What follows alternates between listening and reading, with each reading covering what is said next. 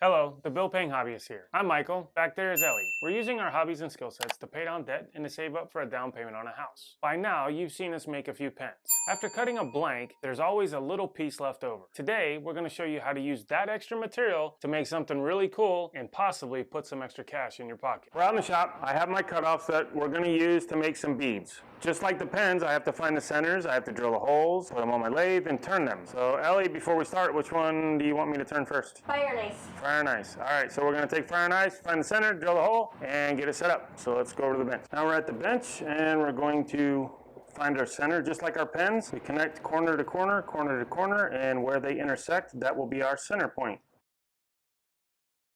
Corner to corner. And what's really cool about doing these beads is it doesn't have to be precise. Finding the center of this little piece actually gives me more meat to work on, but I don't have any bushings or anything to go off of. It's just whatever we want to use. And I always use my awl to give me a little indent for the drill bit. It helps guide the drill bit. The point of the drill bit goes there, it goes in the center. Let's go ahead. This one I need to cut in half. It's pretty big. Ellie doesn't like these fat beads. I'll cut it in half. I can get 2 beads out of that one. So I'll do that one in a little bit. Find the center of this one. This is going to be a nice thin one. I'll have to be really careful with this one. The other cool thing about doing these is I don't have to glue any tubes in here. I don't need to wait. I don't need to wait. Well, you don't need to wait. That's right. A little indent. All right, let's go over to the drill press. Now we're at the drill press. For this one, I'm using a 7/32 bit. I want it to be a little bit smaller than the shaft that I'm going to use to turn them so that they fit snugly, because I'm not using bushings, I'm not using a mandrel saver or anything like that, and I'll explain that when we get to the lathe. Let's set this up, make sure it's straight. All right, make sure it goes down. That's plenty. For these, I don't need a backer rod or a backer plate. Normally I put a backer plate on here to keep from blowout on the bottom. I'm not drilling that far or that hard, so this will work just like this. And I'm going to take my time, so I'll be all right. We'll do one at a time and move on.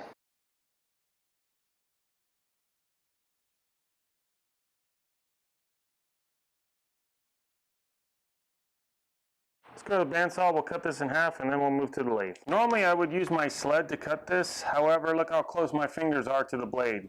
Don't like that. I don't have any stoppers or holders to hold this in place.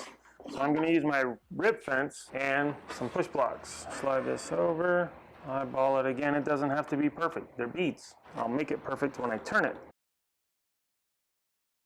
Now I have 2 ready to turn. This is my Jet 12 by 21 inch lathe. What that means is I can turn something 12 inches in diameter, like a bowl or a plate, or I don't know, a big cup if you turn a big cup, up to 21 inches long, like a spindle for a chair or for banisters, or maybe make a stool or a mini bat, anything like that. Now let's go over the pieces. This is my headstock. On my headstock, the motor is here. This is what turns everything. That's why it's called the headstock. This is the tailstock. There is no motor. In my headstock, currently I have my pen mandrel.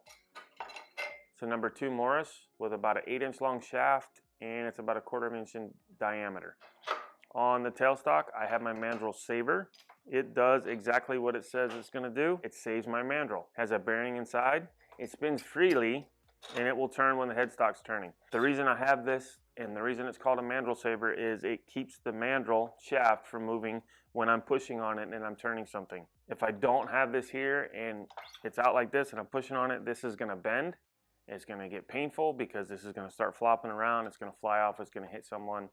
And again, that hurts. This is my tool rest, and when I'm turning pens, I like to keep my tool rest parallel with the shaft or with whatever I'm cutting. I get it as close as I need to, and my tool will rest right on there. That's why it's called a tool rest. When you rest your chisel on your tool rest, I'm using my finger here, and that's going to slide back and forth. My thumb holds my chisel back and forth just like this. I want the blade of my chisel to be in the center of this shaft. You always want it in the center of whatever it is you're cutting. Don't tilt it so that your blade goes down. Don't tilt it so that your blade goes up.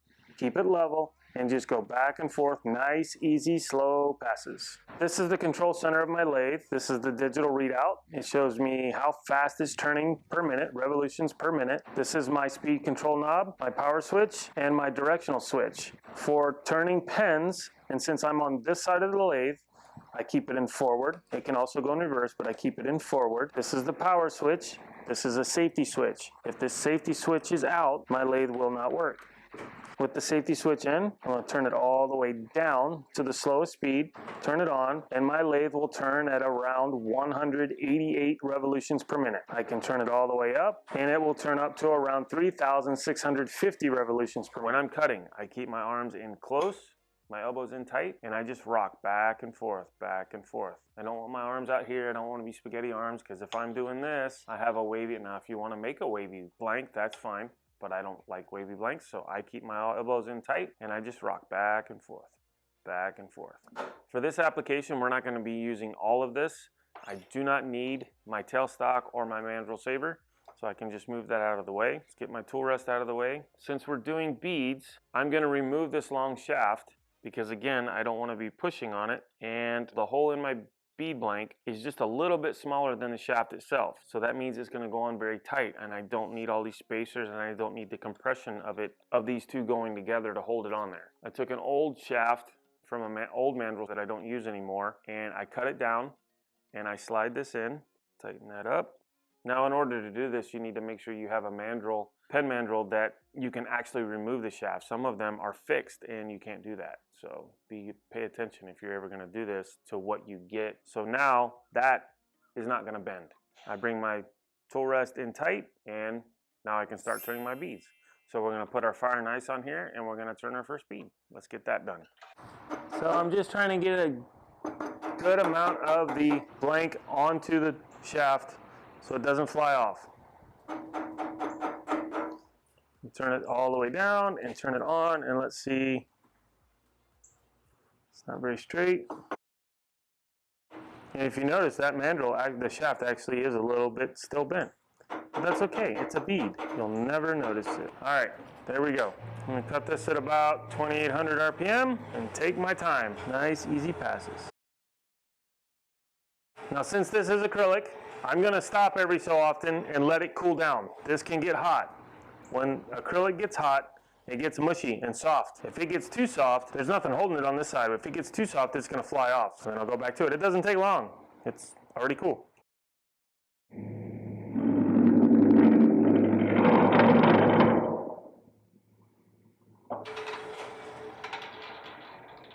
And that's why you have to be careful. Why did it come out? Because there's nothing holding it in. There's nothing pushing it in.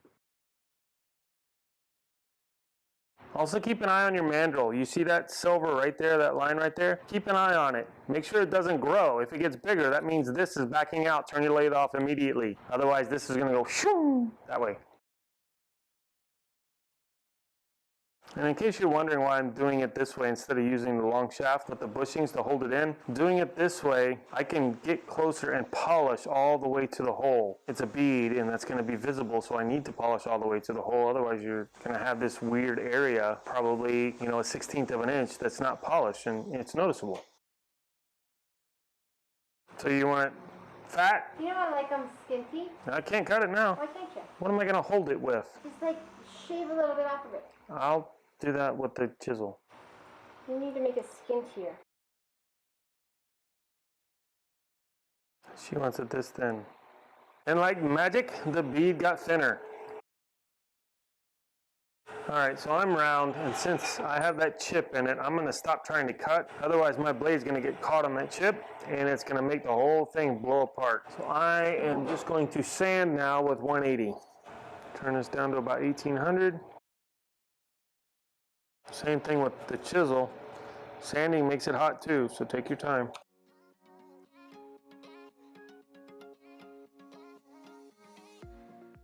Alright, I got rid of that chip, so now I can go back to my chisel.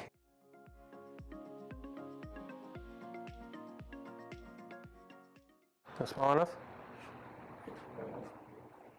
Yes, I think that is so pretty.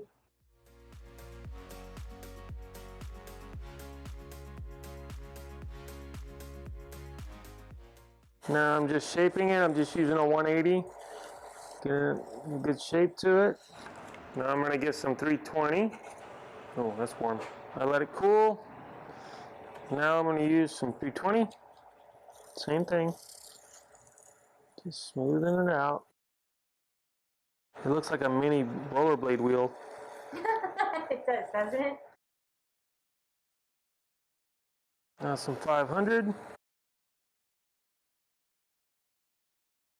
Be really careful doing this. Don't get your rag caught up in your spindle. Nothing loose. 1500. And I'm not putting a lot of pressure here. I don't want to push my mandrel out. Just letting the foam pad do its job. Now time for some wet sanding. With wet sanding, I'm going to cover and protect my lathe. I'm going to be using water on near a steel machine. Don't want the water on my machine.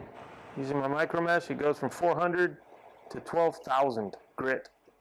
9 pads, take my time, nice water. The water flies off. That generally means you are done with that grit.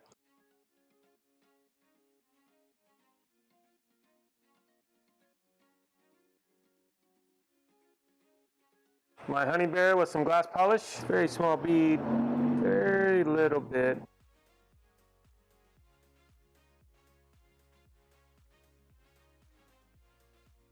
Super tiny bit of Renaissance wax. This helps with fingerprints, protection. Ta-da!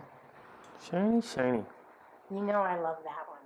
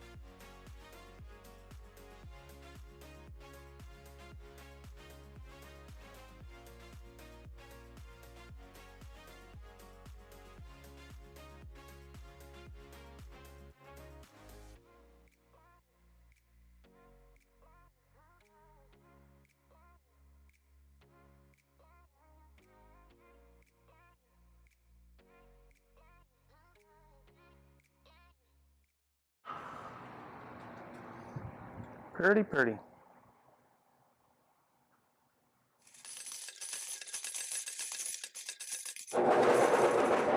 Hey buddy, it's numbers time. This one is a little bit different. To be honest, I don't know how much you could sell them for. I've never tried. As far as monetary profit, I don't try to get it on these beads. It's just a fun thing for me to do. And the reason I do them is because when I hand them to Ellie, the smile on her face is priceless.